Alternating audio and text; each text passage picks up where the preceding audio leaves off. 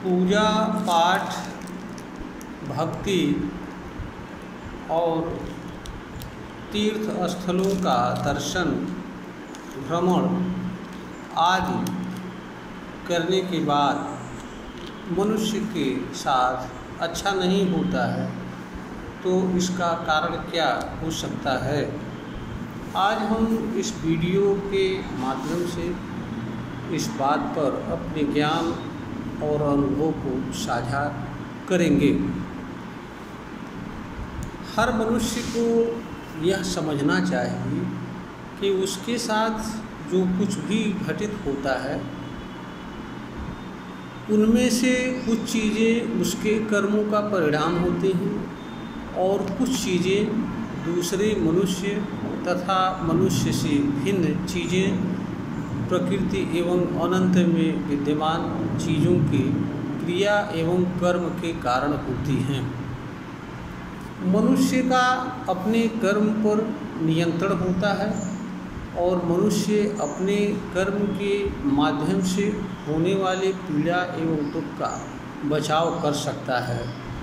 दूसरी चीज़ यह है कि मनुष्य से भिन्न चीज़ें या दूसरे मनुष्य के क्रियाकलाप से होने वाले पीड़ा एवं दुख के लिए भी मनुष्य के पास बचाव के उत्तम साधन उपलब्ध हैं। मनुष्य इनसे बचाव करता हुआ जीवन जी सकता है।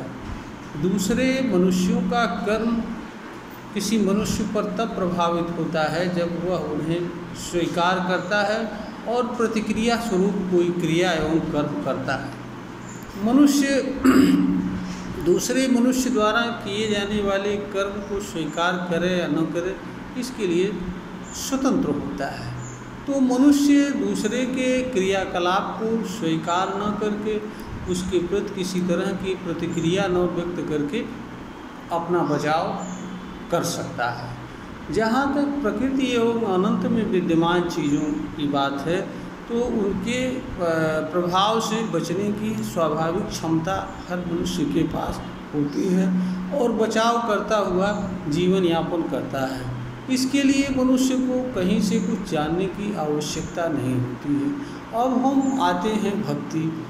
हर मनुष्य को यह समझना चाहिए कि भक्ति एक अलग कर्म है और भक्ति के अतिरिक्त वह जो अन्य कर्म कर रहा है उसका वह अलग कर्म है।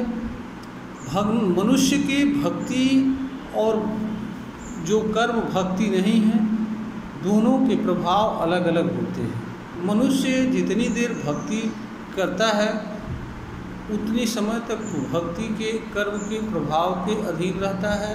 उसे कुछ क्षण के लिए शांति जैसी चीज़ की अनुभूति होती है। भक्ति का कुल यही प्रभाव है।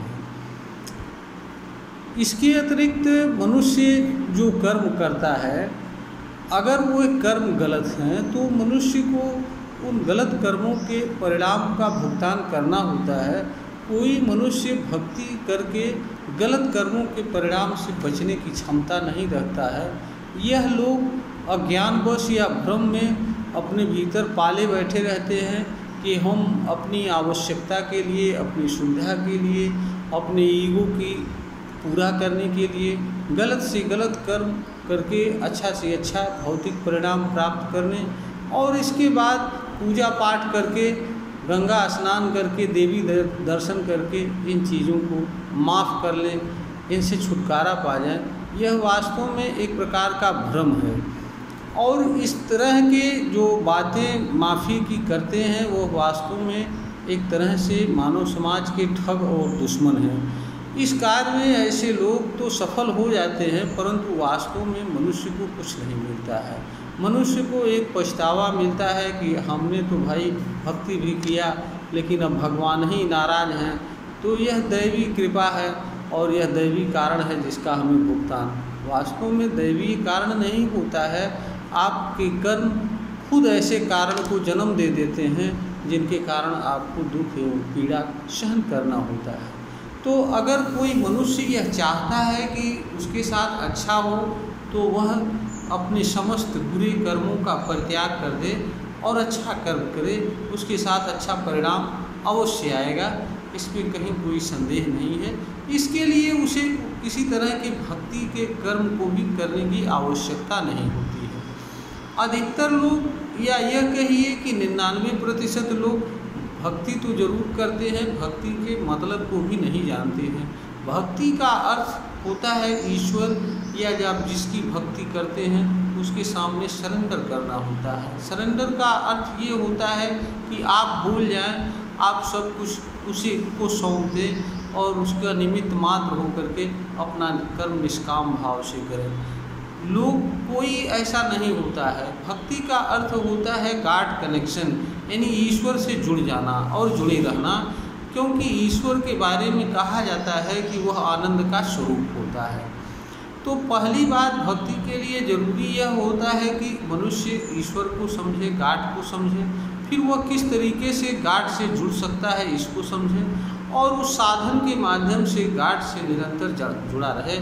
यह है वास्तविक भक्ति। भक्ति के लिए कोई बाह्य कर्म क्रियाकलाप करना आवश्यक नहीं होता है।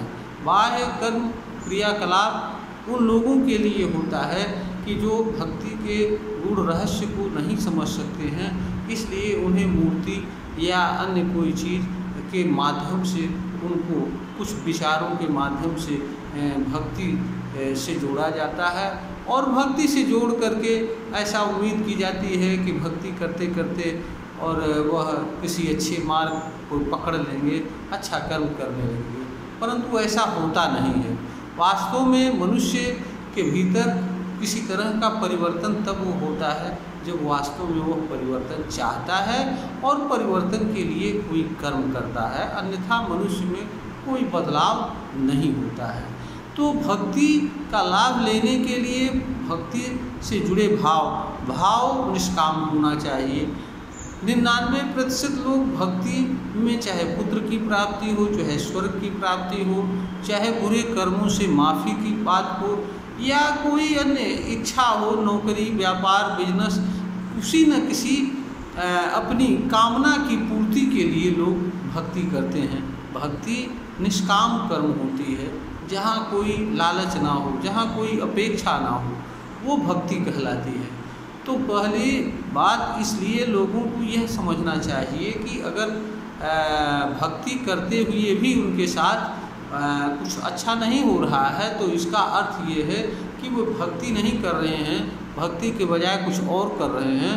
दूसरी चीज़ ये है कि ऐसे लोग जो है अपने गलत कर्मों को भी नहीं छोड़ रहे हैं। तो आप एक तरफ गलत कर्म करते जाइए और दूसरे तरफ भक्ति करते जाइए, तो इस ऐसा करने वाले को यह समझना चाहिए कि उसे बुरे कर्मों के परिणाम से कोई बचा नहीं सकता है, क्योंकि कर्म और कर्ता के बीच ईश्वर या कोई तीसरी चीज़ नहीं आता है। कर्म का परिणाम हमेशा मनुष्य को भुगतना होता है, क्योंकि कर्म का परिणाम कर्म के साथ साथ चलता है। कर्म का उद्देश्य अर्थात जो कर्मफल, जो चीज़ कर्म के माध्यम से मनुष्य प्राप्त करना चाहता है, वही चीज़ कर्म से पृथक होती है और उस पर कर्म पर मनुष्य का नियंत्रण नहीं होता है। लेकिन कर्म का जो प्रभाव होता है, कर्म का जो परिणाम होता है, वह कर्म के साथ साथ चलता है। इससे बचने की कोई तरकीब मनुष्य के पास नहीं है। एक ही तरकीब है कि वह जो भी बुरा कर्म कर रहा है उसका परित्याग कर दे, उसकी जगह पर ऐसे कर्म को करे जिससे न तो उसे तकलीफ हो और न ही किसी अन्य को तकलीफ हो। प्रेम का भाव हो, सेवा का भाव हो, समर्पण का भाव हो, त्याग का भाव हो और जो भी कर्तव्य है उसे कर्तव्य समझकर ईमानदारी से उसका निर्वहन करे, चाहे वह परिवार के प्रति हो, चाहे देश के प्रति हो, चाहे ग्राहक के प्रति हो या किसी के प्रति हो। कर्तव्य को ईमानदारी एवं निष्काम भाव से करने वाला व्यक्ति ही सच्चा मनुष्य होता है और ऐसे मनुष्य के साथ निश्चित ही अच्छा परिणाम घटित होता है। यह मेरा अपना व्यक्तिगत अनुभव है और चाहे तो हर कोई ऐसा करके देख सकता है, महसूस कर सकता है। यह कोई चमत्कार नहीं है, यह कोई भ्रम में डालने वाली बात नहीं है, यह वास्तविकता है, रियलिटी है। ऐसा करके हर कोई इसको जान सकता है, समझ सकता है, इसके लाभ को ले सकता है। इसके लिए उसे कहीं जाने और कहीं आने की और किसी से सलाह लेने की, किसी से मंत्रणा लेने की, किसी से कृपा लेने की कोई आवश्यकता नहीं है। यह वीडियो ज्ञानवर्धन हेतु बनाई गई है। अगर श्रोता को ज्ञानवर्धन के योग्य प्रतीत हो तो इसे लाइक करें, शेयर करें और सब्सक्राइब करें।